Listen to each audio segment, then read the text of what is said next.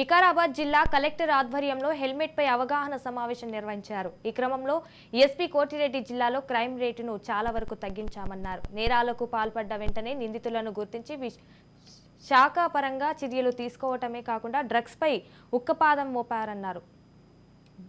తర్వాత మనమే ఎక్కువ దీనిలో అంటే బాల కార్మికుల్ని బాల నేరస్తుల్ని వాళ్ళని ఐడెంటిఫై చేయడం కానీ వాళ్ళని రీహాబిలిటేషన్ పంపడం కానీ ఈ చేయడంలో మనం ముందే ఉన్నాం. అదేవిధంగా టాస్క్ ఫోర్స్ జిల్లాలో టాస్క్ ఫోర్స్ మీ అందరూ తెలుసు, ఎప్పటికప్పుడు మనం ఇంపార్టెంట్ కేసెస్ చేసినప్పుడు ప్రెస్ మీట్ పెట్టడం జరుగుతుంది. ఇందులో చాలా వరకు కూడా మనం దాదాపు 135 కేసులు నమోదు చేసి 420 మంది నేరస్తుల్ని అరెస్ట్ చేయడం జరిగింది. ఇందులో భారీ ఎత్తున నకిలీ విత్తనాలు, గంజాయి ట్రాన్స్పోర్టేషన్, హెల్త్ సంబంధించినటువంటి కల్తీ ఐస్ క్రీమ్ కావచ్చు, కల్తీ టీ పౌడర్ కావచ్చు, కల్తీ కారం కావచ్చు, అల్లం వెల్లుల్లి పేస్ట్ కావచ్చు, ఇవన్నీ కూడా